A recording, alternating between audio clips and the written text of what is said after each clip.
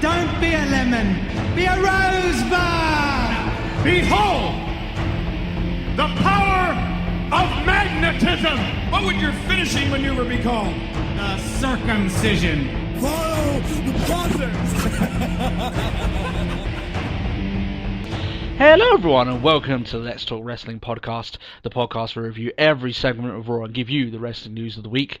My name is Turbo Tony and we're here with the next big thing, Matt Marsander. Next big thing. Yeah, a little bit of like the main event player. The main event player, yeah. I thought I'd give you Brock Lesnar's tagline instead of Brodus Clay's, you know. I can go with that. Yeah, we can go with that. Thanks, guys, for joining on the podcast this week. We are on a roll here. We've got new subscribers, what it seems like every week. So thanks, guys, for you popping along on the podcast and joining on this train. You may have noticed a new lick of paint on the LTW experience this week. That's right. We've got the new intro, and we've also got the new visual assets and stuff like that. Probably going to do that every 25th episode because the 25th is a little bit of a milestone. So yeah, it's like hit it at the quarter century sort of thing. Yeah, it seems like 25 weeks. That's quite mental, isn't it? Really, the fact that we've been relaunching this for 25 weeks now. I have to stop calling it a relaunch because we have been doing this for so long now. So, but yeah, we've got plenty of good juicy podcasting goodness for you there this week. We've got the wrestling news, a bit of TNA for you this week. I actually watched yet again a almost like an overdose of TNA this week, and obviously our Raw review, which is the main bulk of our show. That's it. We've also got something. We normally do a Superstar Spotlight, so apologies if you are coming here expecting the Superstar Spotlight. As normally, we do it in a week in, week out basis with the topic of the week. We're doing another topic this week because they managed to find something that WWE.com put up on their website that it was quite interesting. Basically, it's 8 things that WWE.com think will happen before WrestleMania 31. And some of them are a bit ludicrous, some of them are a bit silly, stupid, some of them maybe not so much, maybe they could happen, but we'll look into them at the end of the show. So quite a packed show for you there this week. First of all, before we get started, how are you, Matt? Very good. I mean, quite interesting because I haven't actually looked through these 8 predictions yet. I've had the tab open, but I'll resist. We're going to get your initial thoughts in their most raw format. So that's it. Whether I think they're just plain stupid or not. Yeah, exactly. Without any time to think about it, just like, no, I don't like that. Okay, we may as well get into it anyway. Wrestling news of the week. We've got quite a bit of juicy news this week. Just came out of nowhere. So first bit is a little bit of a joke. There is a employee of WWE that's managed to stay there for 7 years. We have no idea how he's managed to stay there for 7 years. JTG is still employed with WWE, and it was a 7-year anniversary this week. Oh no! I bet he got a cake. I don't know. I don't even think they. They were thinking about it, but then they forgot to make cake. In the same way they forget to book him. They forget that he's actually alive. That's it. He's still on it's their like, books. who are you again? Me and Matt have joked that we think that he's actually part of human resources. That's why he keeps getting away with what's going on. But yeah, it's phenomenal. I mean, this guy has there's a point where you're not even featured on Superstars. That's how bad things are for you. But he's still with the company. He's not even on NXT. Yeah, he's worse off than Zack Ryder. At least Zack Ryder gets some time on Superstars at very least. But JTG is nowhere. He's a ghost. He was on Raw recently as well. He's almost as rare as the sightings of the Yeti and the US title defense. US title defense, which mysteriously comes every now and then.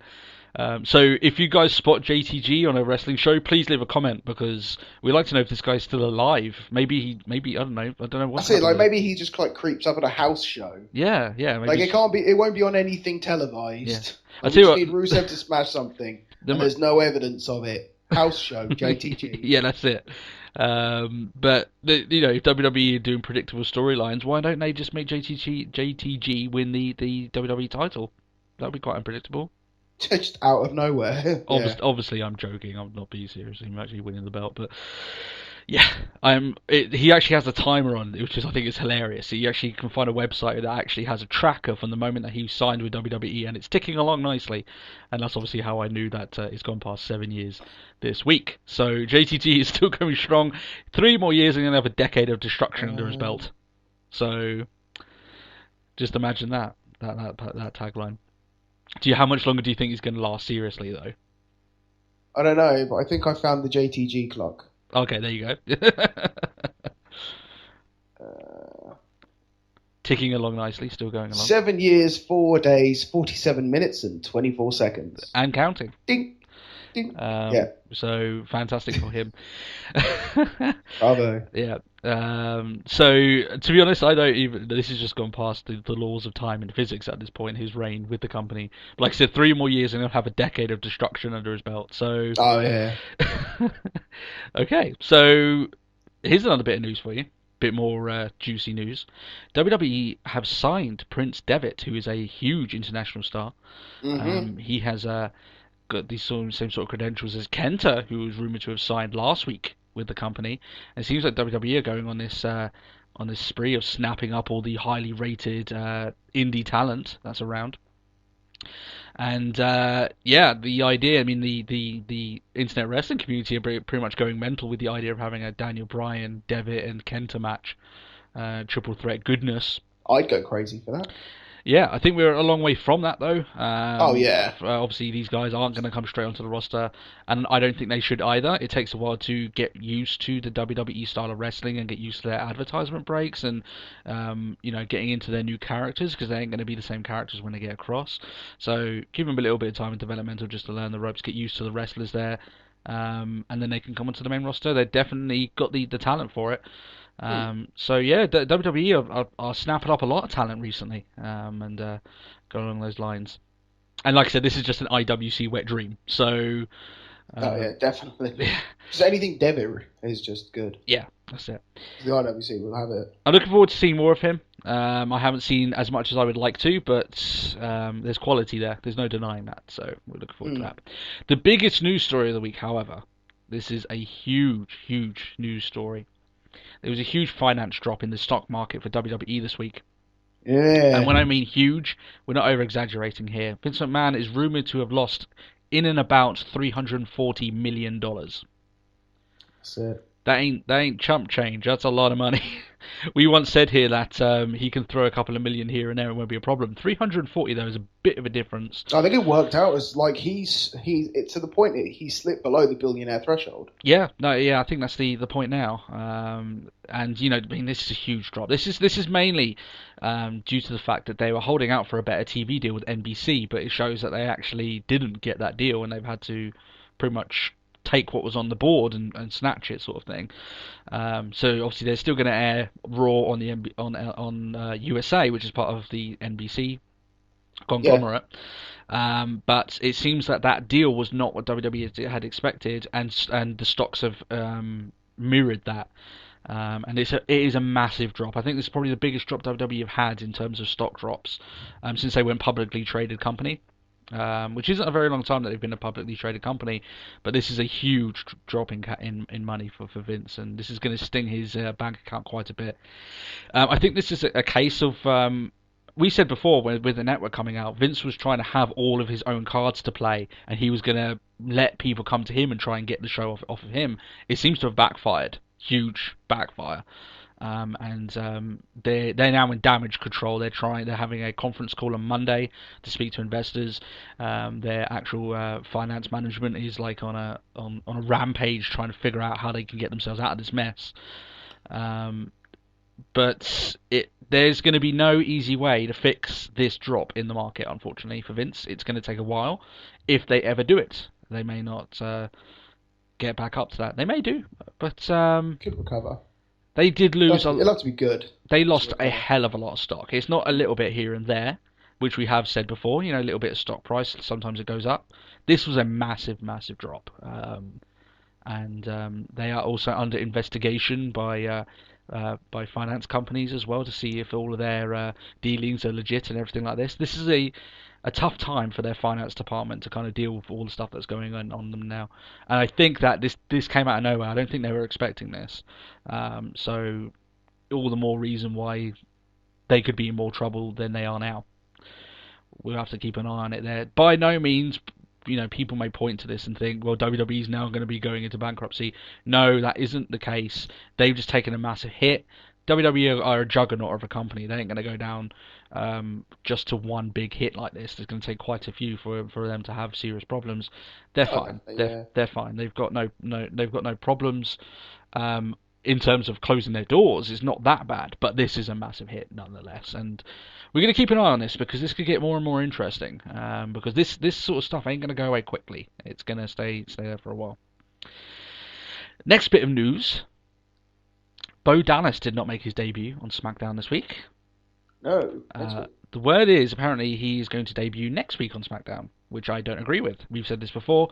I think he must debut on Raw. Personally. What are your thoughts on Bo Dallas debuting on SmackDown? Yeah. It can wait. Well, you're just saying that of your prejudice of Bo Dallas. I don't like Bo Dallas. It's like it was even during Today on Raw. It's just like it held for that little bit longer whilst he was doing his little two-finger point thing, and I was like, he's actually quite scary looking.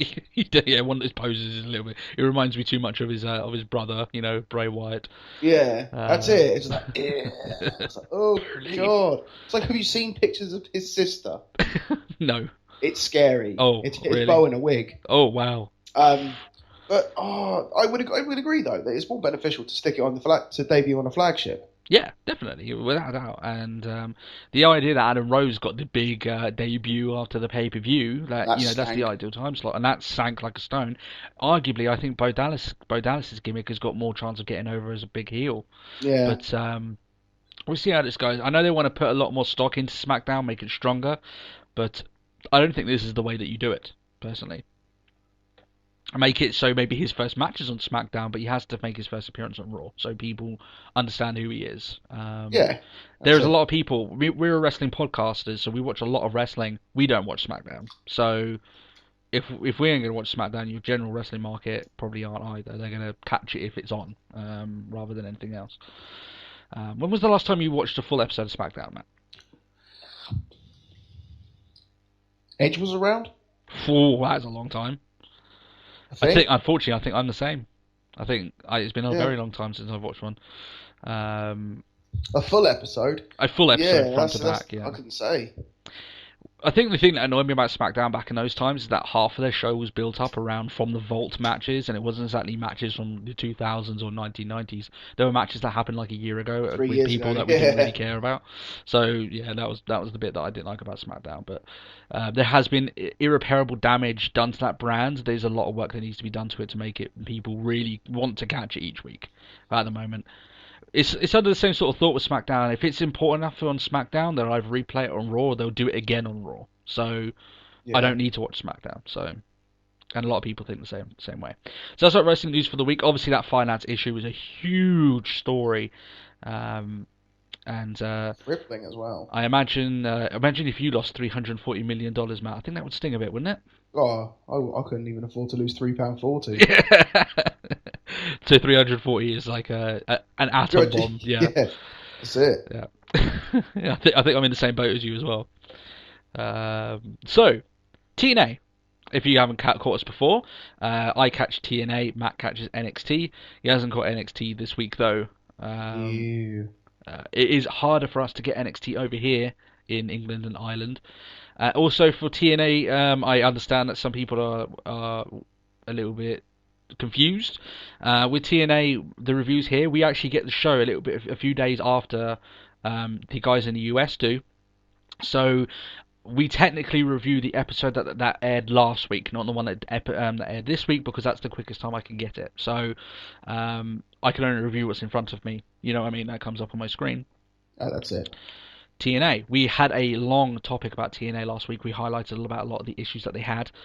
A lot of their talent going wasted. Guys like Sonada that they've got over from Wrestling One in Japan. Some bright lights that maybe they can do something, but it seems with me, whenever you get in-ring action with TNA, more often than not, it's good. Anything that involves anything that is outside the ring or promos is terrible, just horrible. Unfortunately, it was more of that this week. Before we get into this week's episode of TNA, there was actually a pay-per-view that aired on over here. This was actually, I know from the storylines, this actually took place during their UK tour, which was a couple of months ago now, I think. The reason I know that is because, I mean, Chris Sabin's still there, so... Ooh, yes, so Yeah. we're talking a few weeks already. Yeah, Christopher Daniels is still there. He's gone. So, Yep. you know, there's a lot of people there that have already been have been gone from the company, and also the rivalries are obviously backdated. Magnus is champion back then, so obviously this was a while ago. I don't know if it's already aired, but this is the first time I've seen it. It was called Joker's Wild. It's essentially around the concept of having random tag teams drawn together, and then when those tag teams win, they go to a over the top rope battle royal at the end, and the winner gets $100,000. I thought it seemed like a bit of a crap, you know, set way to make a pay-per-view. I have to admit I was proved wrong. This was actually a pretty good pay-per-view, and the reason being, Matt, exactly what I said there before. There was pretty much little to none segments. It was all matches, and the matches were good. So it was an entertaining pay-per-view. Right. Seems odd, doesn't it? That's the key, you know, just good wrestling. Yeah, there you go. It's sort of like you think about it that way, and it's like, what? A good match? Oh my god! Some of the highlights on this show. There was a match between the Wolves and Beer Money reunited for one night because they got teamed up together, and that was a great match. And probably the highlight for me was the comedy of Rockstar Spud. He was really funny during this entire thing. He got teamed up with Bully Ray, and obviously you can tell Bully Ray is the only competent one in the team, and Rockstar Spud keeps trying to get in the way and helping out. And you know, they did a skit where it works. He pushes Rockstar Spud to go get the tables, but unfortunately, you know, Spud isn't strong enough to lift the table up, so he's just stood there in the middle of the ring waiting for Spud to bring the table in. So, a few other things like this, it was really well worked. It was good comedy, which I don't seem to say that enough about wrestling recently. It seems like comedy's a dying art in wrestling form. Is either horrendously done or not done at all. That's the problem. But this was comedy as it should have been done. This is comedy that reminded me of the good comedy in the Attitude Era. So really good stuff by them there. Like Rock and Sock. Yes, stuff like that. Nothing got funnier than Rock and Sock sometimes. Yeah. So all in all, good pay-per-view. I really enjoyed it. I thought it was some really good stuff by them in terms of in-ring ability and matches. And we lead now into the praise of TNA into their actual product that they're doing each week. Impact, which was this week, it was a mess, unfortunately. Bully Ray stormed the TNA HQ in a segment that involved him getting past the only guard that they had, which was Rockstar Spud, which is obviously a guy that is not meant to be fighting people. You know, he's booked as a non-competitor. You know what I mean? He's booked as a guy that, you know, tries his best, but he's not that good. Coachman was booked like that. Yeah, but the idea that TNA's main office, where all there, and Dixie knows that Bully's coming for him because he said it on TNA last week, and her only line of defense is a guy that no one, even she doesn't think is good enough to defend her, is just stupid. Okay, yeah. You sort of like batten down the hatches and just like pull out the big guns sort of thing and defend yourself. Yeah, it was like, okay, you know, it just seems stupid to me. The Dixie character is stupid. She's horrendous on the mic, so not really much more I can say about that. It was bad. MVP turned heel. He attacked Eric Young, saying that he's the new number 1 contender. Yeah, anyone could see this coming from a million miles away, unfortunately. Now we have 2 corrupt figureheads in TNA, as if one wasn't enough. That's it. It's quite odd to think there's like two heel sides to it. Like, I mean, okay, with the WWE, you've had the Authority, and obviously both Stephanie and Triple H have been heels, but everyone knows that like, the moment Mr. McMahon comes out, you've got an instant cheer. Yeah. And because you know full well he'll come down and go, "You guys are all being stupid." It wasn't this long ago that MVP was coming out and saying that he thought that Eric Young was the best thing ever and he was an inspiration, all this lot. You just knew it was coming. You knew you knew TNA couldn't help themselves. That's the problem with this. So now MVP's the number 1 contender. They're gonna have a match. I hear MVP's now got his own stable and all this lot. It's not good. I'm glad it's you, not me. Yeah. One good thing though, however, they debuted the Menagerie. I don't know if you heard about this, Matt. There's a new faction. Basically, it's like based around Carnival. A lot of people have been stupidly comparing them to the Wyatts. It's a completely different product. They're not the same. Wyatts are creepy and scary. Menagerie are more wacky and out there and sort of, you know what I mean? They're not meant to be scary. You know, they never come off that way. They're The not meant to. oddities. Yeah, a little bit. Yeah, like they, you know, that they. It looks like they don't belong in the wrestling industry. You know, they look like a circus, which they're meant to. So, in which case, they've succeeded. Yeah. So they were actually their debut was pretty entertaining. I think they've actually got some potential there. That group, if they continue, If they do it well. if they do it well. Yeah. However, that's not the end of the bad news. However, this is behind the scenes. The production crew almost walked out of TNA this week due to late payments of their wages. Apparently, the process of payment is something that's really badly flawed, and the same thing happened roughly this time last year as well. Essentially, there's the way that they shuffle the money around the management. It means that this time of the year, TNA employees, which is wrestlers, you know, and the backstage workers, will get very late payments for their wages. See, I don't know if it works the same over in America, but like for us over here, well, I don't know about for Ireland as well, but in the UK, like the financial year starts and ends in April. Yeah. So that's tax time. Yeah. And exactly. if that works that sort of way in the US, then I believe it's it does. essentially just like that they're sort of bouncing around money, which as a result is they're like, oh, we can't keep all the money in one place, otherwise we're just going to get taxed. Yeah. Yeah, well, bear with us a moment. Yeah. No. But it looks like that because I mean this wasn't like something that's happened and they've waited a long time to get their payments. They have had to wait, but it looks like they've had to deal with this a lot. So the production crew obviously have had enough of it. Yeah. It has been sorted out. The production crew are fine. They have been paid, but yeah, TNA were close to having a little bit of catastrophe on their side, and it's this sort of problem with their mismanagement which stops them from growing because they have to deal with their own issues first. But it seems like they keep having more issues, and you need everyone to be together. If you're going to start pushing forward, you need your production crew, you need your wrestlers, you need your managers, you need your creative, all on the same. Your back of house is almost as important as the actual talent in the ring. Exactly, yeah. Otherwise, your presentation is going to come off looking poor, which at the moment, unfortunately for TNA, it does end up looking poor. So, yeah, there are some. I think the problem with TNA is that for everything good, there's something very glaringly bad. And the problem with the wrestling industry, it doesn't matter how much good you have. If you've got a lot of stuff that's bad, that's what's going to show off first. That's it. So they've got so much bad that they need to fix before their shining lights can really do something there. But we'll see what they can do going forward. The problem is, it looks like they, in creative way, they've got their head up their asses. They're doing the same stuff that hasn't worked, thinking it's going to work, and it's not going to eventually it will work, but it hasn't worked in years. Yeah. Eventually, no. It looks like to me like what they're doing is that they're throwing shit at the wall and seeing what sticks. Unfortunately, you can't do that with wrestling booking because you will lose you lose your federation. That's it. Why are we doing this? I don't know. Reasons. Yeah, exactly. You can only deliver a bad product for so long. And the fans will only stick by it for a certain point. WCW had that exact same issue. They were a one-trick pony. Now I'm not saying TNA are a one-trick pony. I actually think that in terms of their roster, they're far better off than WCW were.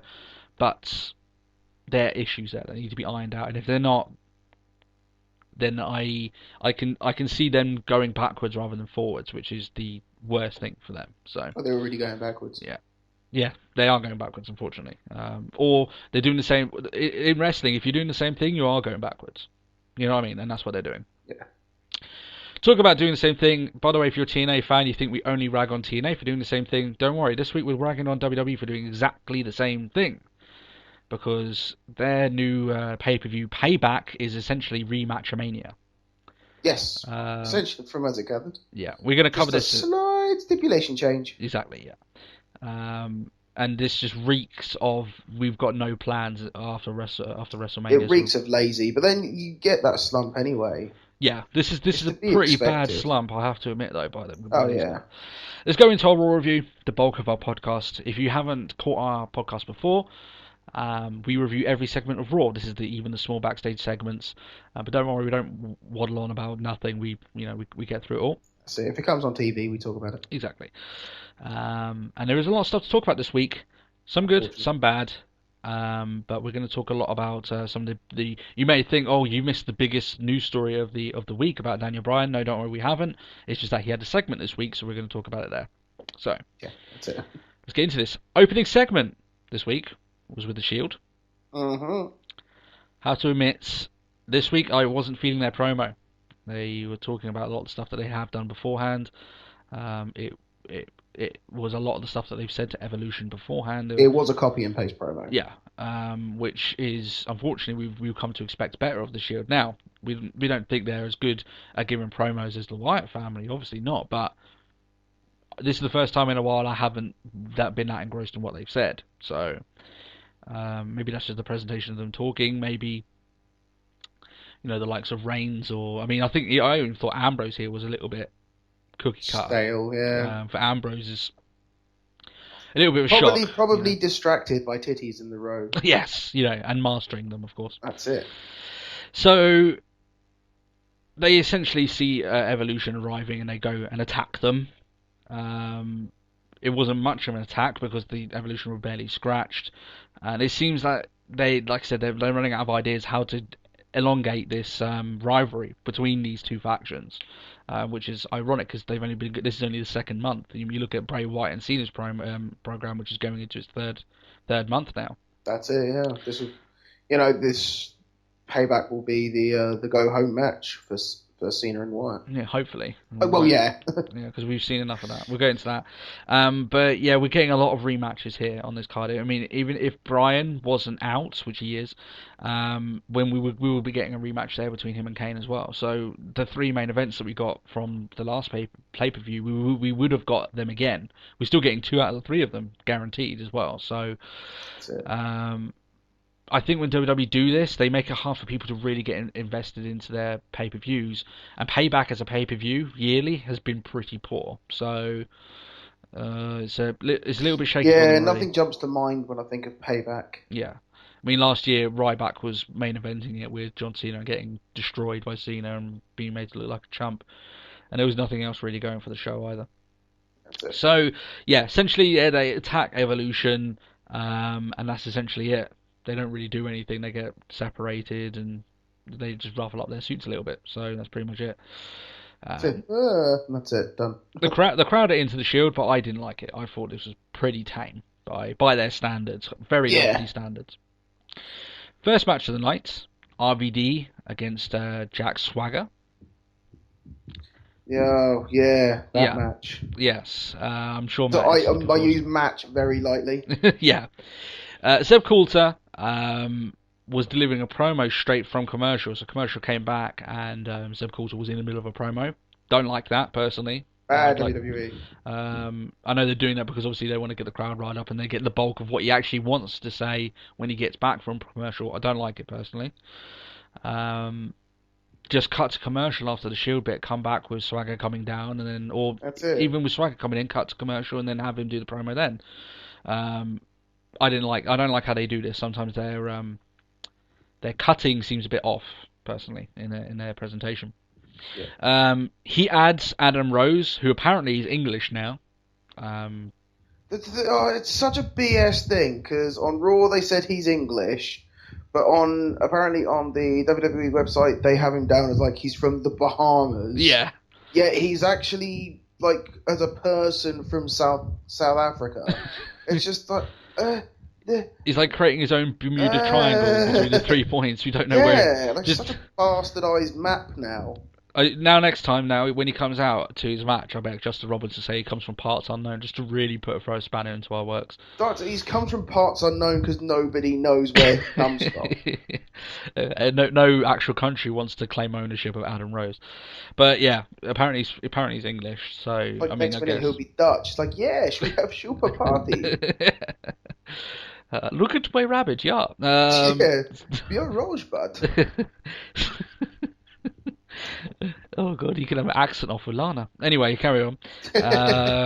So Yeah, he adds Adam Rose to his deportation list, which he lists as the most important document since the Declaration of Independence. So yeah, okay. Yeah, it's a real sensible, really important thing that. So the match is not much of a match, as Matt said. Not really much here. Adam Rose comes out for what I'm going to put down, unless anyone can say anything other than that, the longest distraction in wrestling history.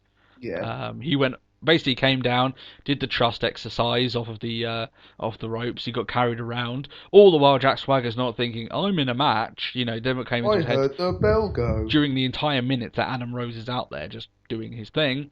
Yep. And RVD gets the win straight afterwards. So, done.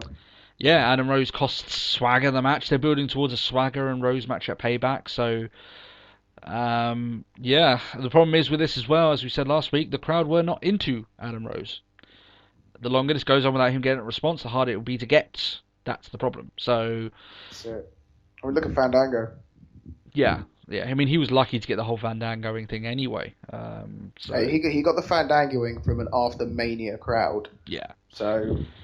And proceeds to get nothing since then. That's the problem. Yeah. I think Adam Rose has done the same thing. If he had debuted on the Raw after WrestleMania, people would have been singing his songs and everything like this. If they built him up before then. But now it's just dead. It really is, and it just seems odd now. You've got all these people dancing at ringside and no one's really getting into it. So that's it. Does anyone care? No, no one cares. So we'll hope that they're hoping that when they get to Chicago, that they're going to get into it. That's what their deal is, and kickstart it on. The ruckus Chicago crowd. There it is. But the only problem is you're just going to get. I just see Payback getting boycotted. What? Punk chants. Oh yeah, I know. I think last time they went to Chicago, there wasn't the whole punk thing wasn't that bad. I think that whole thing's died down now, to be honest.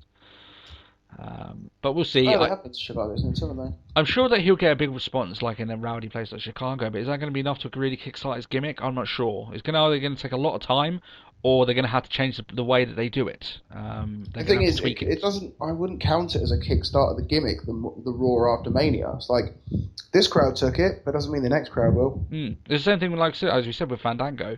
He was getting a small response maybe for the month after that Raw after Mania because it was all over the place. People doing the Fandangoing, and mainly because of wrestling memes actually picking up and making it in the charts. His song. Yeah. But you look 6 months after that point, no one cared. So you can't really, there's only so much you can take it. Moving forward from that, Paige against Alicia Fox. Alicia Fox cut a promo before the match that she said that Paige has alienated the Divas. My guess that she has alienated the Divas, I've got no question that she's done that, but I think she's alienated the Divas by actually being very good.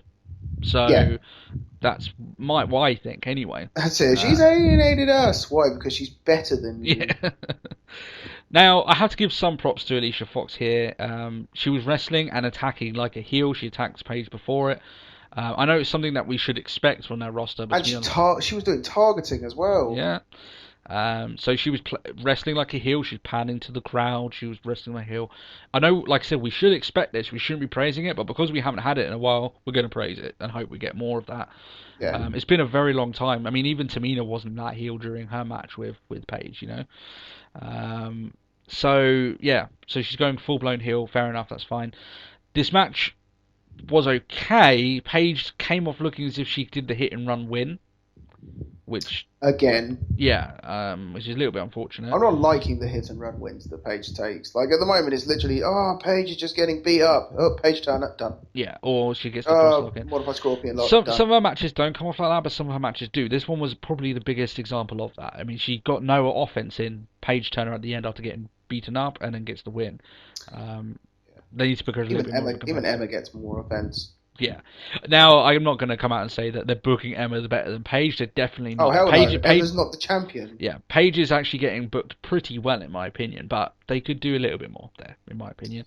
That's it. She's now faced off and defeated Tamina Snuka. She can handle Alicia Fox. Yeah, exactly. So, Page matches in general, when we look at with other Divas matches, is that Page matches are like marathons for Divas wrestling at the moment, because she gets a good 6-7 minutes at sometimes, which doesn't seem like a lot, but for Divas matches it is. I mean, we were used to seeing 12 Diva tag matches. That's it. Ending And by in the 3 time minutes. it hits the second minute, it's a clusterfuck. Yeah, exactly. So fair enough. More time in these matches allows it to have the potential to be good. So I'm absolutely fine with that. Alicia Fox, after the match, after she gets beaten, does her best Solange impression from beating up Jay-Z during the week, trashing the announcers table. She apparently on the WWE app told Stephanie McMahon that she quit WWE as well. So she went mental. But they didn't mention it on anything other than that. Yeah. The actual her trashing it, I like the idea of it. The problem is, I don't think she was confident enough to do that, because it came off a little bit awkward. That's my opinion. Yeah. Especially when she stole like JBL's hat and did a bang bang on the Titantron. It's like, oh no. Yeah, it was a little bit like, I don't really know where you were going, and it kind of went on a bit too long. They gave her too much time to fill with this, and it was, you sort of saw it. It's just sort of like, now what do I do? There's a can of drink. Let's just spread that around a bit. Yeah. But that was about it. With all the work that they've done to get Paige as this new beacon of hope for the Divas division, they need to do equally as much work to get a monster, not a monster heel, but a really evil heel to rise up and become competitive against her. If they do more of this stuff with, like, maybe not with Alicia Fox, but do roughly the same things with a different diva to get her over as this heel to be reckoned with. Can we get Natalia as a heel, please? I don't think she could pull it off, personally, Natalia. Yeah. I to be don't honest, think the moment the music hits, everyone's like, Brett! Yeah. Well, they can change her music. I just don't think she's capable of doing a heel, personally. I don't think she can do it. I don't think she's quick enough on the mark, and I think she's just genuinely too nice as a person to be a heel. Yeah. So, yeah, Paige needs a villain. But I don't know if Fox is going to be that villain, but she needs one. So we're going to go see how this goes forward. At the moment, there doesn't seem to be any sort of contender that's going to be going for her belt in the future. So we'll see how this goes. The big news of the week follows the next segment. Daniel Bryan came out and he announced that he is going for neck surgery. This is legit, guys. This is not a work. On Thursday, he actually had his surgery to have his neck fixed, which was in a pretty bad state. He said during his promo that he obviously said it was due to Kane, but he also referenced the fact that it's due to his style of wrestling, which contributes way more than you would think. His style of wrestling is very stiff, very impactful. That's going to do damage to you.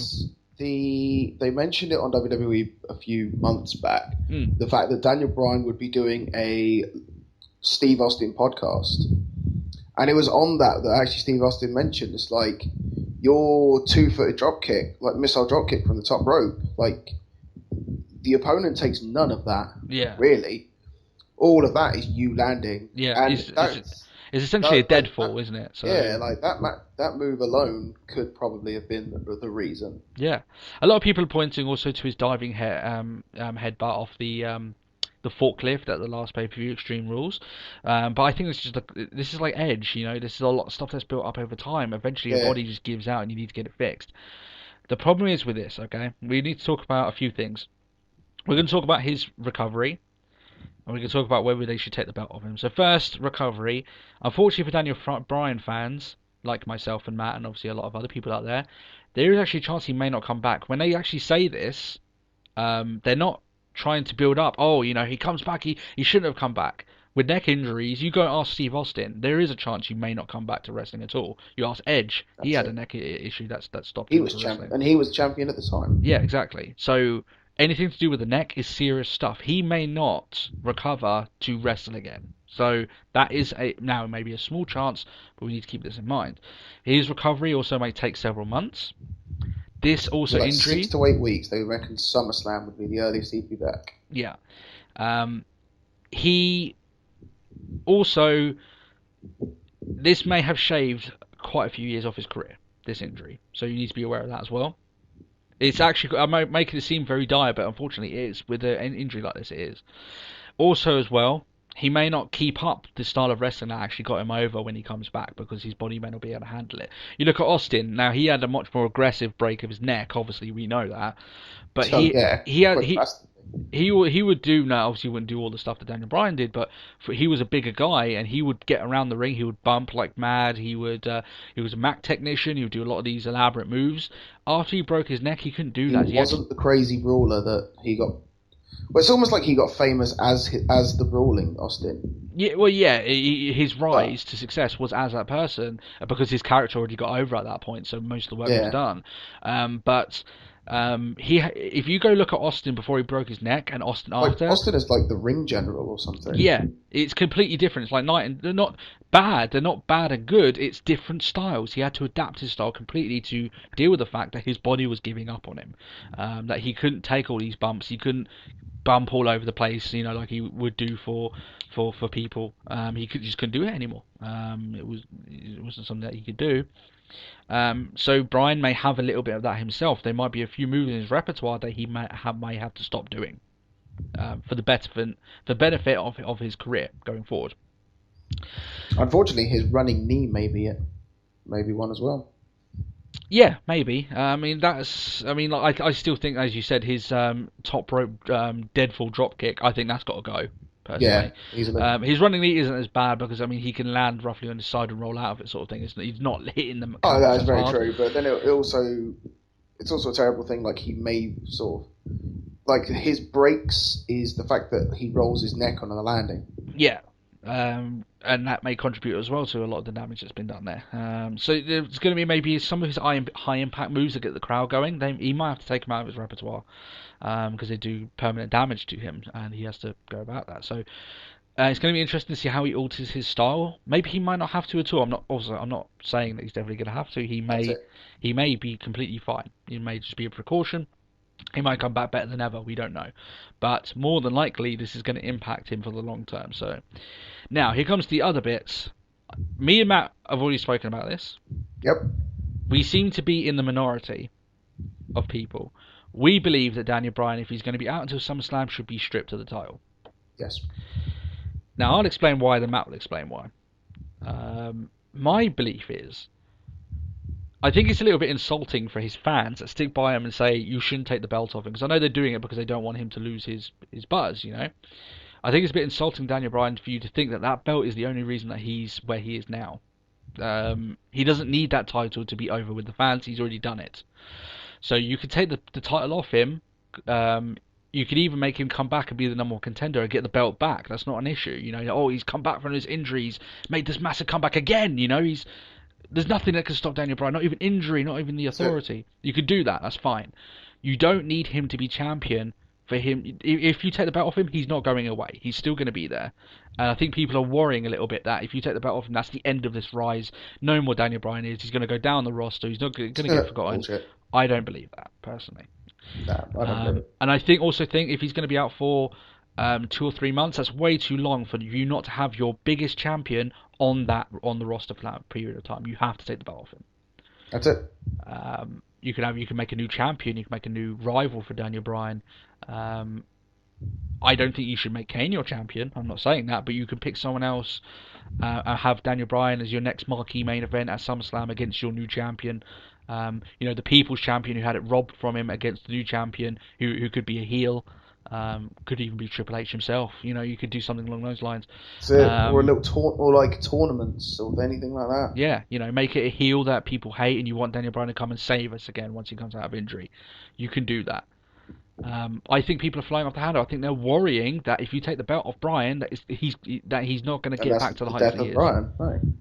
I don't believe that. I have more. He got to the height he was not being champion. Yeah, I have more confidence in him. I really do. I think he's over. There's no questioning that. I think taking the belt off him won't damage him, especially in an injury angle. So, what's your thoughts about it? You completely covered it word for word. I have no qualms with it.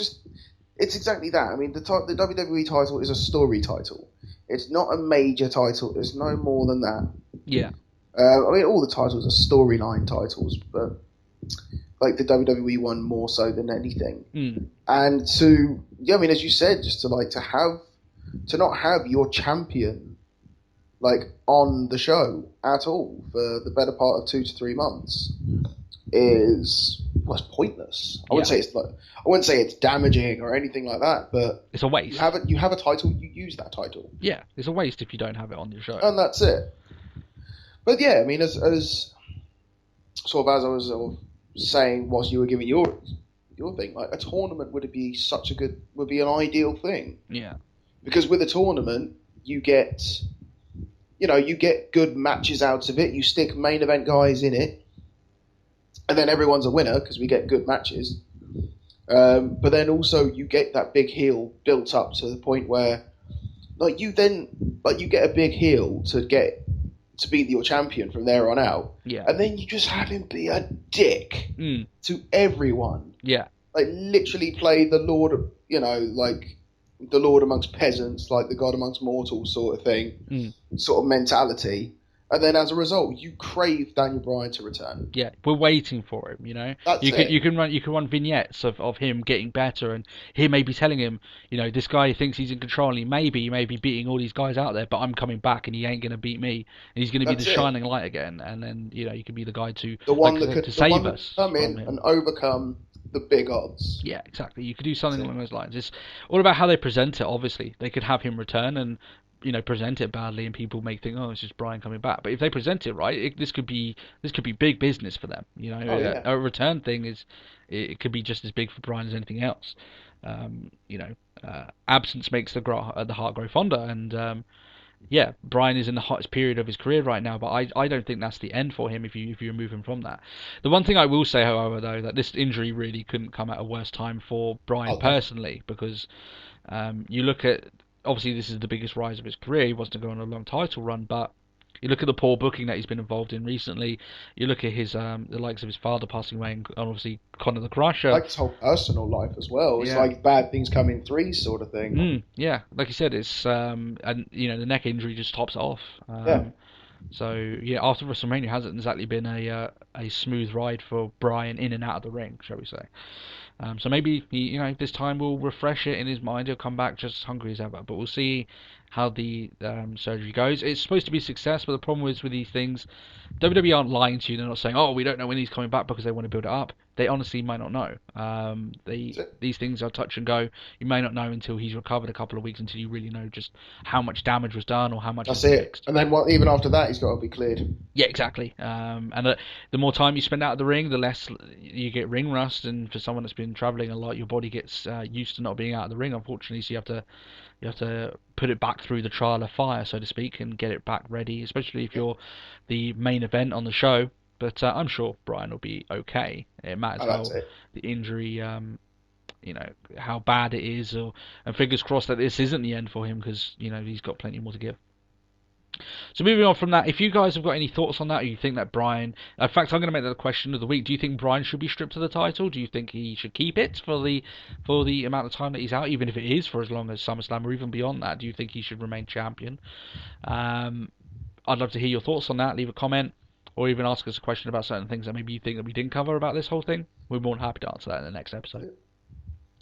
So, moving onward from Daniel Bryan, unfortunately, as we may not be speaking about him that much over the next couple of weeks, John Cena and the Usos went on a 3-on-3 match with the Wyatts. John Cena came out brandishing what I can only say was a flannel that apparently it did, didn't it? It looked like a tea towel. Yeah. It's fresh from mine and Nikki's kitchen. Yeah. Never give up. Picks up stains as well as bounty, That's it. Maybe go from there, because their new thing with the WWE Network is it's just like Netflix but better. Maybe they're trying to beat Bounty on their kitchen roll demographic. Yeah. One sheep does plenty. Yeah, okay. All I can think now is John Cena doing did the advert for the Fruity Pebbles. I can imagine him just doing an advert now against Bounty. Yeah, personally, I don't see them selling too many of these. Maybe against housewives that need it. I know it's probably not what we're saying it is, but it looked like that anyway. Hey, who cheers for Cena? Yeah, mums and sons. That's mums the way and sons. Yeah. So. Loving the new visual of the crowd holding up their phones for the Wyatt's entrance. It started at WrestleMania and it's been carrying on since then, but it's really cool. If you actually remember, Matt, we had this similar sort of thing at her Alter Bridge concert we went to recently. Yes. And it was awesome then, and it's awesome when the Wyatts come out, so awesome stuff there. And obviously the fans are doing it. WWE haven't started trying to get them to do it. This is just something that's organic. And some of the good things about the Wyatt family, these things just happen with them. That's it. The one thing I quite like is the fact that they mention it. Like, I know Jerry the King mentions it quite a lot, and it was a replied tweet about being brainwashed. It's like, no, we've been brainwashed. Yeah. And I like that. And I love the fact that WWE is like keeping on that, because it's like, it's like a straight from the horse's mouth sort of thing. Yeah. I mean, with the Wyatt family, you could easily mess up their gimmick, but WWE have done very well at not messing it up. You just let them do their thing. And yeah, we may be very critical of some of the things that WWE do, and like I said, TNA as well, but we're also quite quick to praise them when they get stuff right. This is one thing they've done fantastically right. The Wyatt family and the Shield, they've done that. Just those 6 guys have been treated very well in booking. That's it. And they've been built up to such heights now. Yeah. I mean, they're some of the main reasons why we watch Raw now, and they've educated their audience to think that also. So very well done for them. That's it. Now, well, to think sort of a year ago, and now they're essentially the main event. Yeah. Consistently. This match, Usos Cena against Wyatt, so it's actually pretty good. Pretty decent, probably the best on the night, to be honest. Wasn't outstanding by any means. Not up to. My only thing is just like, why have we got SmackDown rematches on Raw? Yeah, this happened on SmackDown before, didn't it? Yeah. Like you said though, what they often do if something's very good on SmackDown, then they'll redo it on Raw, because they know a lot of their people don't watch SmackDown, so they'll redo it again. So, this.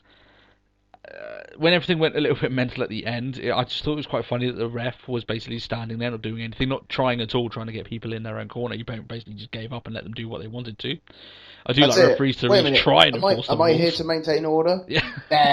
just let them do what they want. Maybe he was afraid of getting eaten by Bray Wyatt, the eater of worlds. I am the eater of worlds and referees. Yeah. So Cena and the Usos get quite a rare win over the Wyatts in this here. A lot of people get pissy about this. I'm not as bothered. Yeah, it's Cena, he always wins and all this lot. But to be honest, if you're going to get beat as a faction, if you're going to get beat, you may as well be to Cena and the current tag team champions, to be honest. That's it. It's not as if they got beaten by scrubs by any means. They got beaten by what is the That's it. cream It's not of the 3MB. crop. Yeah, they got beaten by the current champions and Cena, who is their big star. He still is their big babyface, no matter how over Daniel Bryan gets. Bryan's second to Cena. Yeah, it's always going to be that way until Cena goes. And it's not whether we think that as well. I often think that Bryan gets a bigger face response than Cena. It's just the way that WWE book Cena. They want him to be the forefront always. So that's the way it is.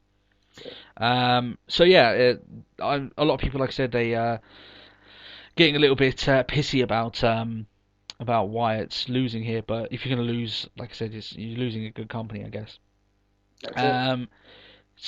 Wyatt at the end obviously cut a little bit of a mini promo. He thanked Cena for showing him what now he must do, which I guess is a nice precursor to their rivalry.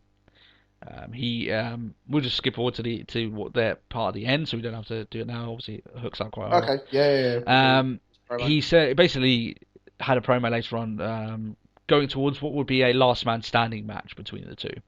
Yeah, and it's just like until the last man standing is like, and I like that idea, John. Yeah. Test that theory. It's like, oh yes. Yeah.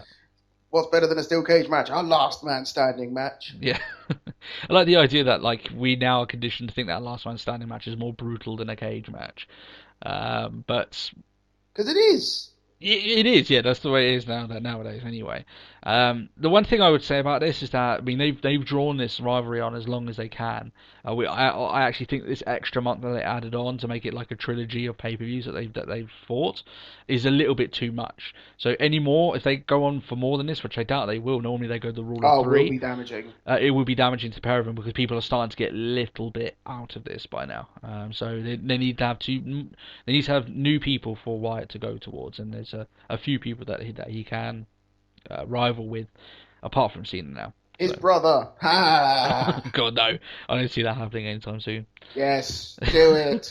Why are you giving all Sorry, of them Matt, false hope, Bo? I don't all the false hopes. I am the true one. And they, Sister Abigail, done.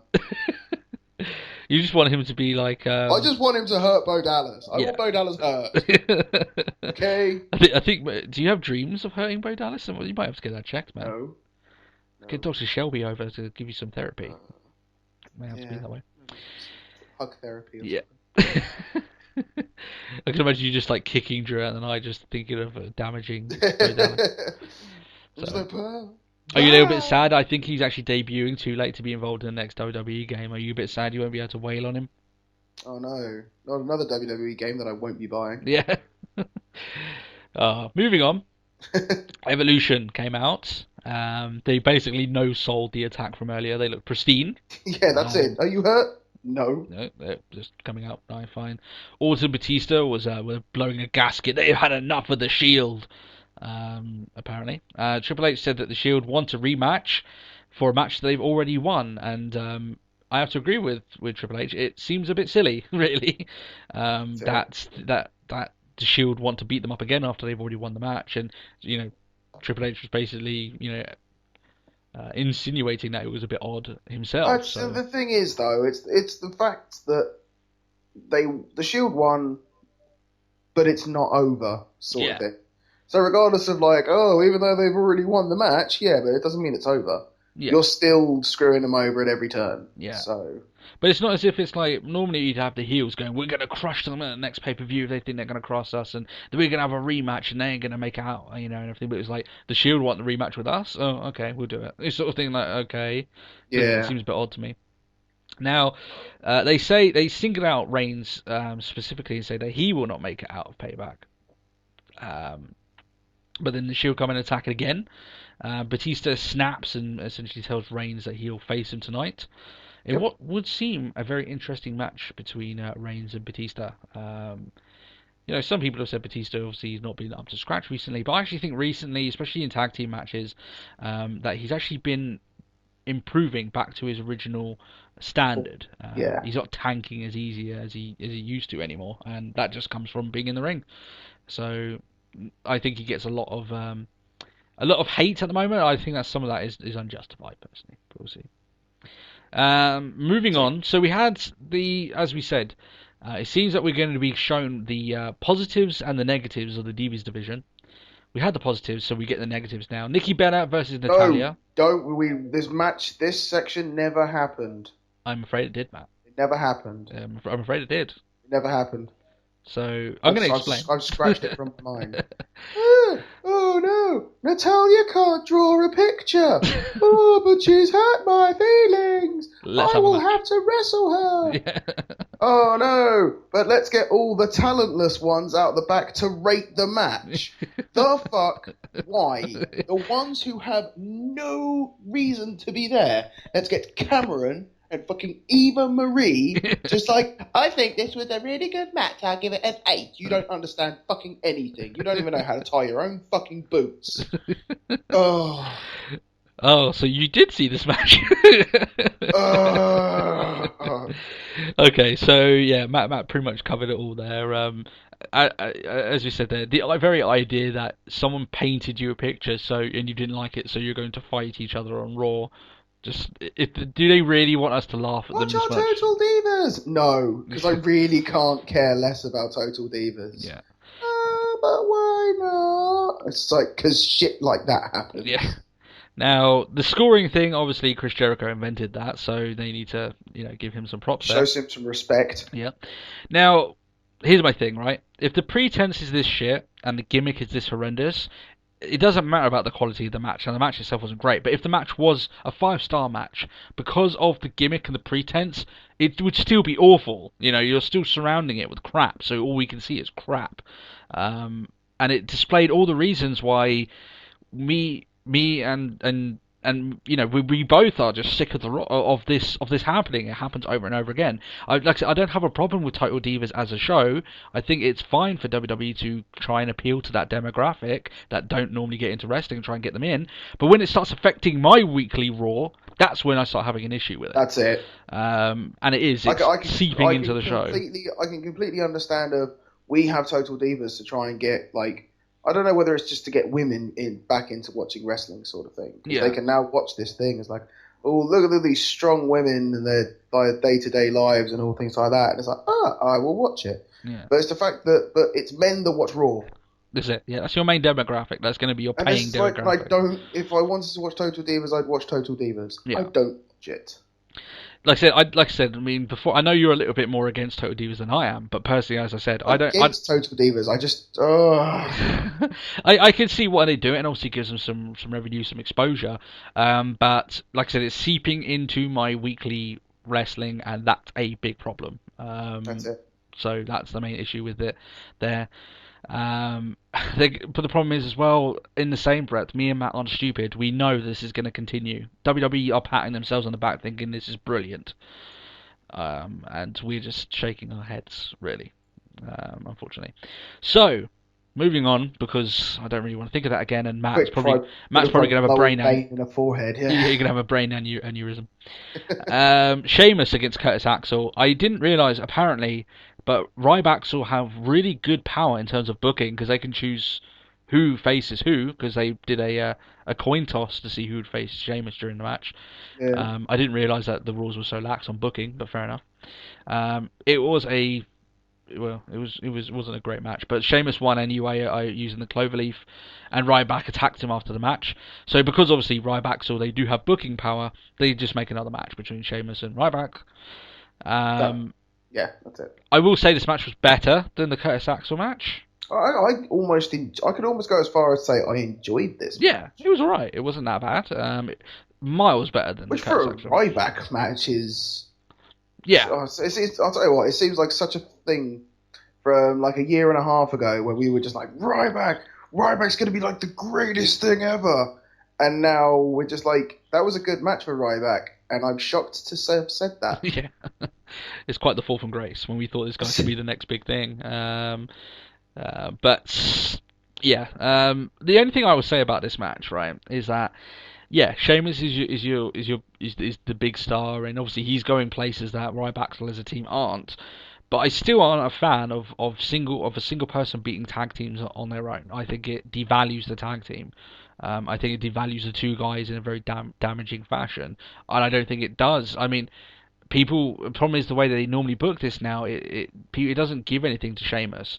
I think if you make the face get beaten after facing two guys, I think that if they make that the usual and the norm, it gives a lot more sort of shock into it. Wait, our favourite face is now going to have to face against the odds. He's going to have to face two people. There's no way he can win. And every now and then you can have someone win, but not all the time. It seems like whenever they do this, the face always will get the victory. It's very rare that you'll get the odd. They say the odds are stacked against you. It's very odd that those odds will actually win. So it seems a bit odd to me. I don't like it personally, but I guess it's not as bad. I mean, everyone's beaten. But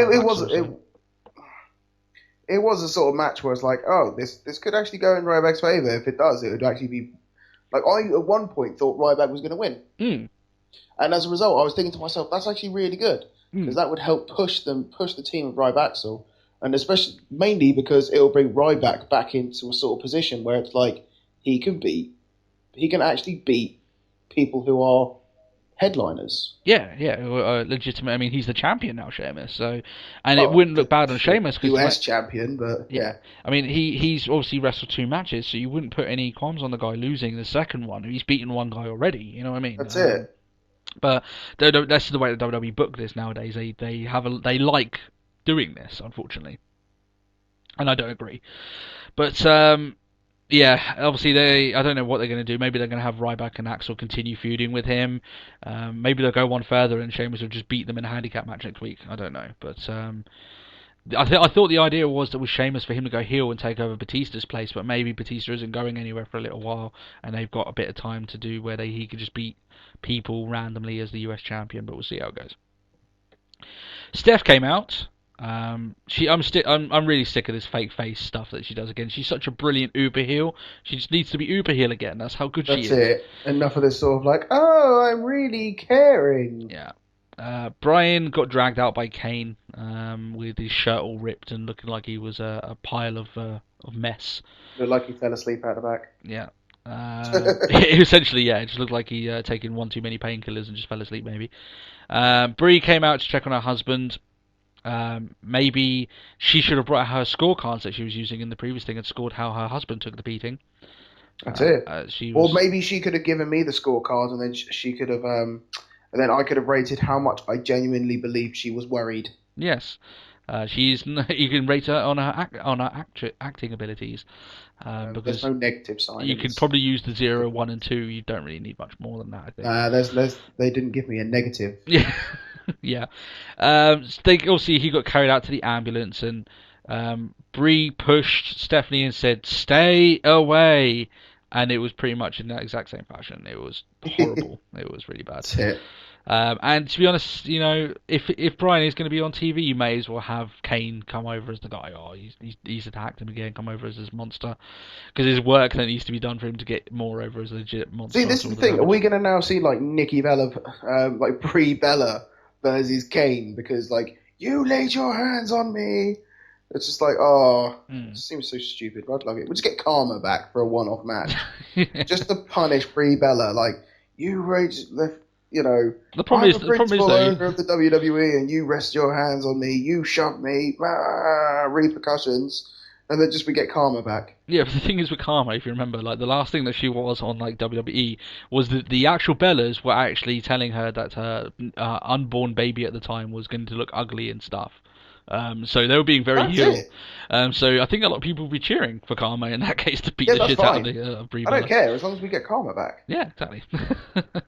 Yeah, that something's going to happen with Bryan going on. It may not involve Kane. It might just be Steph just putting a lot of heels against Brie and giving her a beating every now and then because she had the evil look after this was finished and all that crap. But yeah, I would have much rather Steph just come out and be like, "This is what happens when you cross me. I send my monster after you and I destroy you." It would actually do more for Kane personally, rather than having this fake face BS that's coming out. Yeah, like, I really care. Honestly, I do. Yeah. We obviously know that she's doing this whole thing that she's lying and she doesn't really care, but she's better as a person that just doesn't try to hide it. She can play an evil person really fucking well. Straight up bitch. Yeah. Probably better than anyone around at the moment that can do that role. She can do it very, very well. So, unfortunately, and she was doing it, on the build up towards WrestleMania. When the match was made between Triple H and Daniel Bryan, she was that heel, and it was fantastic. She was brilliant as that role. But that's it. She's reverted back into it. Yeah. Ziggler against Fandango. It looks like Kane, the shirt ripper, actually got to Ziggler as well. My wife caught that one, so you can thank her for that joke. Nothing really special to talk about here, unfortunately. Which it seems like something bad to say when. Other than the fact that I actually quite hate Fandango right about now. Yeah, Layla tries to distract Ziggler, but ends up distracting her new boyfriend. But the worst thing is, did you not blatantly see? I think it was meant to be. Oh no, she kind of got herself. Yeah. Tuck her foot under the apron. Yeah. It's just like, oh no. It looked a bit awkward, but fair enough. But yeah, Ziggler gets the win anyway after distracting Fandango inadvertently. I thought, first of all, it's going to be a bit early to build dissension between Layla and Fandango, but no, they're not going that route. Nope. It doesn't matter whether you distract me. If I lost the match, but I'm still the winner, sort of thing. Yeah, and he said that he's won his heart, and he said that he loved her, and it was a really magic moment. I mean, they totally made out and everything. I mean, it was awesome. It was so cool. So cool. I mean, JBL was disgusted. Yeah, and so was I. To be fair, they're meant to disgust us with this crap because they're heels. So maybe they're doing their job, but I don't know. It just seems a bit odd. But on just a sheer man level. Yeah. I hate him now. Yeah. I do hate Fandango. You're quite a fan of Layla then, yeah? I'm quite the Layla fan. You're quite Layla. Oh dear. So he's been Fandangoing with Layla. So, anyway, continuing. Hacksaw Jim Duggan came out. Yeah, Jim Duggan. And I have to say, I was a little bit proud of myself when it comes to this. Sometimes I can call things in wrestling. And as soon as he came out, I knew Rusev was going to get involved. Yeah. Exactly. It was just like, We've got Hacksaw Jim Duggan, probably the most patriotic gimmick that WWE has ever done. Yeah. And it's just like, there it is, Lana. Yeah, just comes out, yeah. Good little back and forward, I guess. But Lana's actually really good on the mic. She can do pretty well. And she really builds over Rusev as being this monster machine. So, and that's her job. So she does that pretty well. And the fact that Rusev actually comes in and delivers as a monster machine. Yeah, so they're doing well with Rusev so far. Jury's still out. They can still muck it up. It matters how they book him in actual rivalries. Early days. We'll see how it goes. It's going all right for now. But Rusev came in. He breaks the 2x4, and then Big E looks like he comes in for the save, but just gets kicked in the head. Kicked in the head, yeah. So not exactly much of the save. But it looks like this is the new rivalry between these guys. I mean, I can work with Big E against Rusev as a rivalry. You have these They're two both big guys. very quick powerhouses. Yeah. So this could be really interesting. They could have some good matches with each other, I think, because you wouldn't. Big E isn't a guy that's sold that gets beats very easily, so you could have probably some lengthy matches with these guys, having real good powerhouse matches with the pair of these. Yeah, but they're both they're always look at the agility of Big E because he's quick. Yeah, he's quick for his size, definitely. Yeah, but then so's Rusev. Yeah, he's very agile, isn't he? And so it's going to be sort of. It's almost like if you cloned a quick powerhouse and then made him fight his clone. Yeah. That's kind of what we got. Yeah, I mean they obviously have different styles, but I know exactly where you're getting at. It's going to be interesting the way that these guys wrestle each other, and like I said, we can have some. Finally, we got a wrestler that could possibly test Rusev and see more about him, and Big E can be the American hero trying to stop him and stuff like that. It works. I'm fine with it. So. Damien Sandow against Cody Rhodes. I know we have the unstoppable force meets the immovable object. I'm calling this the resident whipping boy against the local joke. Okay, it seems like a clash of wasted potential. I think that's probably the words to say. Yeah. Do you know what the worst thing is? When they were like, these guys used to be a tag team, and I was like, did they? It actually my mind just went completely where were they a tag team? My mind was like, in there. It's like, Team Road Scholars. Oh, yeah. It shows how much impact they had on the tag team division. I completely forgot about them. Yeah. Because that could have led to some amazing... the breakup of Team Road Scholars could have led to some amazing things with the pair of them. Yeah. If Sandow won and Cody was like, you screwed me for that Money in the Bank briefcase, and there we go. We've got the pair of them in a high place gunning for titles. Yeah. It seemed like it was made in stone for these guys, and they went in a different direction. And it failed. And it failed, personally. And you look at these two guys now, they're not exactly... Cody seems to go up and down. He resurges every now and then as a new character, or he teams up with his brother or something like this, and he gets a resurgence. Sandow's just on a whirlpool. I mean, he lost this match against Cody Rhodes, and Cody Rhodes has been getting destroyed by people recently. He's been losing match after match after match, and they made reference of him losing all these matches. Oh, yeah. The fact that it's for weeks now, they've been like, and how do you get, JBL, you've been in this sort of position before, how do you stop? It's like, you stopped winning, and then what did Cody do? Lose. Yeah. Except for this week, and it's like, oh my god, he finally won. Yeah. Yay! It's like Sandow can't even get a win against the guy who's getting beaten week in, week out. Yeah, but he had to win with an eye rake. Yeah. I thought this was... It was like, so the match itself was okay. It wasn't long enough really to be anything, but it was a bit uninspired. I was going to get the point of putting these two guys against each other, because it's not as if getting a victory over Sandow is going to help Cody any. Neither would Sandow maybe getting a win over Rhodes. Yeah, if you're going to give these guys wins, you need to do it over legitimate competitors. Yeah. But these guys have been kind of beaten so much by the creative and how they've been booked recently that a win against either of them doesn't do anything for either of these guys. That's it. Backstage promo with Wyatt, we've already covered that earlier. And then we go on to our main event, Reigns against Batista. Now, I said that I was actually quite looking forward to this. I thought Reigns against Batista could be something pretty good. Batista could work with Reigns, and Reigns needs more one-on-one matches, and you can't, you need to experience what's like wrestling guys like Batista, eventually when he takes that mantle as the top guy in the company. That's it. Well, you're going to be facing against people who are of your size. Yeah. Pretty much. Yeah, like the ones that you don't like as Reigns, sort of like he's always been the biggest person of the ring. Yeah. except for obviously, he's faced Mark Henry and people like that, but a lot of the time, I mean, Mark Henry, he's world's strongest man and that lot, but as on a competitor storyline level, Mark Henry's nothing compared to Batista. Yeah, exactly. Yeah, you're exactly right there. I mean, Batista's always been made to be this really hot competitor who is gunning for titles and a big powerhouse guy. So you're having these two, and Batista's a marquee guy. He is. He's going to get more marquee as time goes on, especially as his movie comes out very soon. So yeah, big stuff here for Reigns. Unfortunately, it wasn't really big stuff. We're kind of talking out of our ass because there wasn't much of a match, unfortunately. It turned into It was you go into the corner and then I clothesline you. Okay. And then you go into the corner and then I clothesline you, right? And then all hell's going to break loose? Yeah, then all hell's going to break loose. Yeah, that's essentially it. There wasn't any match really to speak of. Basically, the Shield were attacking Evolution, and the 11 men helping Evolution came down, proceeded to get their ass kicked by the Shield. The main event player was on main event? Yes, he was part of the main event. Brodus Clay! He has legitimacy to his claims. Maybe that's it. We've been shown the wrong way, He's proved us wrong, Matt. He main evented Raw. Yeah, that's it. Did, sadly. Sure. I like the ending. It was fine. I mean, when I say I like it, I'm not exactly giving it a thumbs up. It was okay.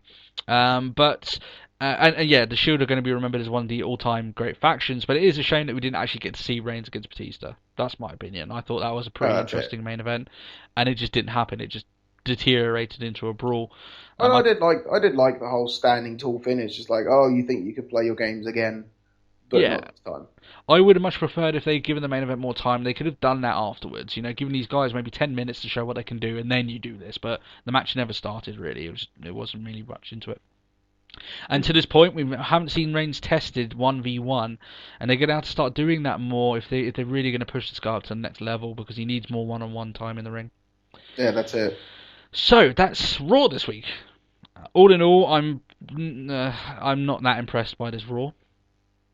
No real outstanding matches, and the excitement of what could have been something good with Reigns and Batista never happened. That's it. And the current booking of WWE just smells of repetitive writing and rivalries that are lasting longer than they have any reason to, unfortunately. And Bryan's injury is a huge hit for the show as well, going forward. Are you on the same sort of pretense? Yeah, I completely agree with that. There was a lot of bad stuff on this show as well, unfortunately. So yeah, it's like a meh sort of show. If anything, it's sort of like if you had to give it a rating, I'd give it a meh. Yeah, which WWE exactly don't exactly want. The problem is they're in the WrestleMania dull period, and the problem is it's like normally they get about a month, and maybe they start picking up from here on out. But man, they're dragging this out. I'm sort of I'm just hoping the fact that they've got something laid out ready for, like, right, that's payback out of the way. Let's fucking go. Yeah, this is our next 4-month plan for building up to, where we go from here. We're going to pick our competitors. Bryan's going to be coming back during this time. We can fit him in. What we're going to do and what we're going to make a long-term plan on. At the moment, it seems like they're going month to month, which doesn't seem like the best way to do it. Excuse me. It's not coming out well to viewers like us, unfortunately. It just smells of the same stuff we've already seen over and over again. It's not as if they're doing what Paul Heyman tends to do a lot of the time, not with his Brock Lesnar shtick, but we didn't get that this week. No, we didn't get that this week. But like Paul Heyman is a good guy at doing the same promo twice, but making it seem look like different. Probably WWE aren't doing that with these rivalries, so it's coming off very samey, unfortunately. Now, our topic for the week, which is going to be an interesting one. I think we're going to have quite a lengthy conversation about this. WWE published an article. This is I think it was about a month ago now that they published this. April 20th. Yeah, so it was a while ago that they published this. It was 8 things that they believed that will happen before WrestleMania 31, and it was done by the WWE.com guys. Now, I saw this, and I read through it, and some of them were just ridiculous. Some of them I thought, you got some, that might happen, we could talk about. I tell you what, WWE's search function is fucking horrendous. I could not find it. It went, but they posted it back on their Facebook, so I managed to find it again. I thought it would be interesting if we go and talk through it on the podcast this week. You've got the list up there, Matt, so... Yes. Let's go into this waste no more time. Let's what's the first thing that will happen? This one was definitely written like prior to Extreme Rules. Okay, go John Cena will join the Wyatt family. Yeah, that's But the thing is, there's no mention of it. It's like and John is most definitely a part of be it tomorrow or WrestleMania 31. Yeah. And it's just like, there's no mention. So it's like, this is before, like, obviously their cage match. Yeah. No, I don't see Cena joining the Wyatt family. No, the idea of him willingly joining, and I don't think... There's two ways that they could do it where he would join. One, he goes full heel and he joins them legit, which is never going to happen. Yeah, he's not going to be heel for the rest of his career. That ship has sailed, it's not going to happen. Or he does it like Daniel Bryan did it, but I think it's been too soon, the way that they did it with Daniel Bryan. No. Yeah, no. I think it's a big no, personally. 100% no. Yeah. The only problem is I scrolled down on one of the comments and I was like, oh no. Well, don't do that on the WWE.com website. It's horrendous. It really is. Taker will face Brock at WrestleMania 31. The condition will be if Undertaker wins, the streak comes back to life. But if he loses, Brock becomes the streak holder and Taker retires. What sort of concept is that? Yeah. He just magically expunges his loss. People. Yeah. That's it. It's like, you lost at Mania. No, I never. Yeah, you did. No. It's not like the streak is a title. The streak in itself is exactly the description of what it is. It's a streak. Yeah. You lose it, you lose streak. Yeah. Right. Number Roman 2. Roman Reigns to win 2015. We'll win 2015 Royal Rumble. I think that's a hell of a lot more likely than John Cena winning. That's very possible. I think that it matters how they want to fire off the gun with him. They might want to give him more time in singles action. Yeah. But it's possible. It really is. I mean, I could see it being a very potential one. He's had a good year so far. Yeah. With what he did in this year's Royal Rumble, not to mention in the Survivor Series match. Yeah, he's come over really strong. Like I said, it's just there's no mention of that anymore. Yeah. It's because he's constantly doing new good stuff, so I think you don't have to dwell on the stuff that he's done before. I mean, eventually, when he breaks off, he's got all these accolades, and he can say them in promos and stuff like that. But like I said, if he's going to win the 2015 Royal Rumble, it's going to be down to the fact that WWE think now is the time to push him. He is going to get pushed. He will be champion. The sights are set for this guy to become a huge star. It's just whether they decide to do it now or later. That's the thing about it. So. But I think it's likely. Well, that's it. The fact that he was one of the final two. Yeah, I think it's very likely. I think that it's definitely not out of the realm of possibility. It definitely could be happening. The WWE World Heavyweight Championship will be split back into 2 titles. Likely, I think we could even see it this week on Raw. I wouldn't like to see. Really? It could happen. I don't know, but I wouldn't like to see it happen. I like it being made into the one belt. But maybe WWE are going to start thinking, oh, we need double main events. We need the heavyweight title back so we can have this. They may panic, especially with the stock having problems. They may want the 2 titles because they believe then you get 2 main events instead of 1. They may do that. I wouldn't like to see them do it, but I think WWE will panic enough that they might do it. So it's possible in my eyes. What about yourself? Yeah, I couldn't say. You raise a good argument with the fact that they could panic and sort of split it just to fill time. Yeah.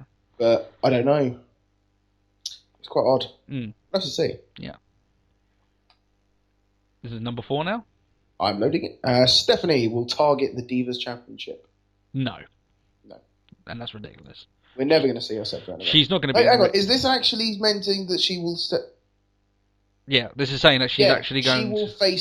She will face people to be with... No. No, she's not getting back in the ring. No. That's a complete... However, looking at the picture, of Stephanie talking to AJ, it makes me think, kind of miss AJ. Yeah, a little bit. Anyway. Next one. Zeb Coulter will form a stable of real Americans. No. Well, you don't think he will? I think he might get someone else into his stable. The thing is, it says a former stable. Now, they're referring to this, like, before he... like, this picture shows Cesaro still in it. Oh, no, his recent defection. Yeah. You reckon he could get one more person back in? Yeah, I think maybe... That's not so much a stable, though, is it? It might be... I know what you mean. That's a tag team and a manager. I think that the problem is with Swagger, he's being used as bait for Adam Rose to get wins over, so they're not exactly on the forefront. But if they don't do anything with Swagger for a while, it might be worth him getting another person and putting Swagger back in tag team action with this other guy, especially if that other guy's not getting a lot of stuff. It just all depends on the person and the right timing. I can see it happening. I could also see it not happening. We just have to see how it goes. But I cannot just no. You're saying a complete no on that? No. Okay. Number 6 is it now? Cody Rhodes to win Money in the Bank.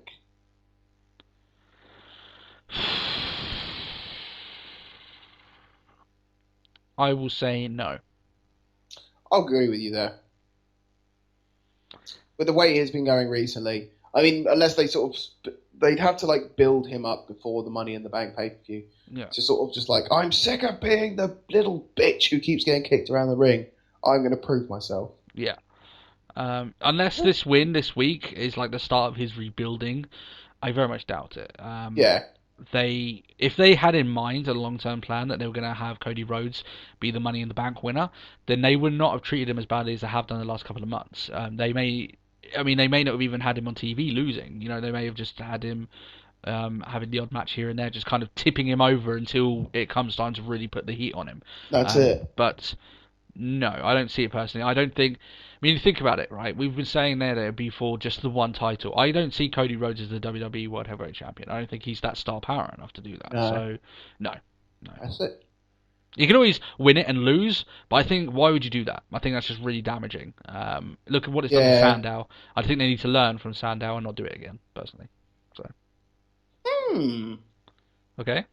Interesting. Cesaro will break away from Paul Heyman and challenge Lesnar. Yes. I am going completely 100% yes. Yeah, completely.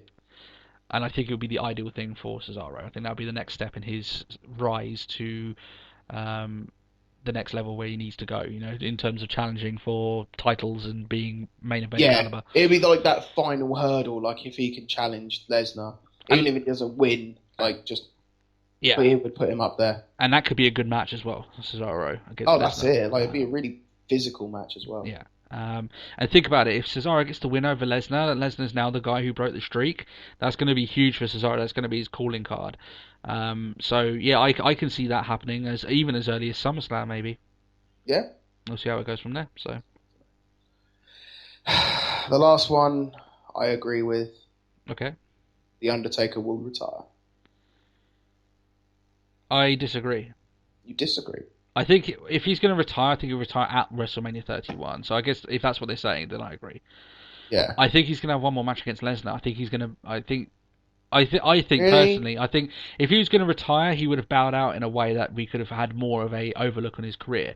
At the moment, that hasn't happened, so that makes me think he's going to have one more match. I think it's going to be to get his win over Lesnar, so he comes off as a win at the end of his career. He doesn't expunge his loss, but he kind of gets revenge. He proves that he can beat Lesnar, but Lesnar's still the guy that broke the streak, and then he rides off into the sunset. Yeah. That's how I see it going down. I think if he was going to retire, I think they would have. I think, especially Undertaker, they would have looked over his career a lot more by now. But there's been no vignettes. He's just disappeared, and they can't exactly end his career of him walking out looking so desponged and looking so forlorn. And if that's how they want to end, probably one of the guys that's contributed so much to the WWE success, then that's pretty shitty on their part. And I don't think they'll do that, especially the amount that Vince respects Taker for all that he's done. Oh yeah. So. Do I see him retiring at WrestleMania 31? Yes, but I think he will wrestle at WrestleMania 31. Okay. So that's my thought anyway. Well, that's almost like we both agree on that one then. Yeah. It's like, yes, I do see him retiring, but when, I couldn't say. Yeah. And I mean, if he does have another match against Lesnar, it's literally just going to be to get that win, because I don't think those guys have good chemistry anymore. Undertaker doesn't wrestle enough to really get or Lesnar for that fact, to have good ring rust. They can't have someone else carry the match for Lesnar or Taker anymore, You look at the guys that Taker's been fighting to have these great matches. He had against Shawn Michaels, who is, really great. He can do all the work for you, and Taker can look awesome. I'm not saying that Taker doesn't do all good stuff. He does, but you need someone else that's going to take the driving seat and take all the bumps and do all the stuff for you. You need a receiver. Yeah. And CM Punk with Lesnar, CM Punk did that all for him, and that's why that match was so good. Punk gave him the time and space and the options open for him to be as good as he was in that match. So it just seems like they're not compatible in that sense, Lesnar and Taker. So, but yeah, I do see them facing it at WrestleMania 31. I just think if that's the way he retires, what a way to kind of just go out with a puff. I know that normally wrestlers go out and they lose their last match because they want people to get over. It doesn't matter about them getting wins. But Taker's not a normal wrestler. He's not a normal character. He's very unique. I think that he could go out with a win against Lesnar and go out on a high, even though he lost his streak, and Lesnar can still boast about that, even though he'll lose to Taker. But that's how I see it going down, personally. Yeah, okay. And that's it, is it? That's the last one? That's the last one. So yeah, a few of them are just so bonkers. I think the one there, Stephanie McMahon being the Divas champion, no. The very idea is just ridiculous. So yeah, and a few of them a little bit more likely. We'll see how it goes along there. It might be just the flavour of the month. Maybe WWE decide that they do want to split the titles up, but we'll see how it goes from there. It may just be what they feel at the time. Like I said, a lot of this stuff may be down to the fact they'll panic and they just decide to do things for the sake of doing them and hope it gets ratings, which I hope they don't do, because that's what TNA does. And I don't want them to be making the same mistakes as TNA, because we have enough of that on one show as it is. No, that's it. Same as I wouldn't want TNA to start making the mistakes that WWE do. They make different mistakes, unfortunately.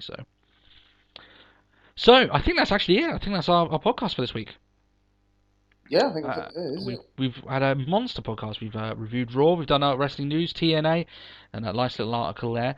I'd like to hear your guys' thoughts on that article and any of the things on there. Do you think some of these things will happen? Do you think me and Matt are wrong? Do you think that how some of these things will occur? If Taker's going to retire, if he has already retired, I'd love to hear your thoughts on that.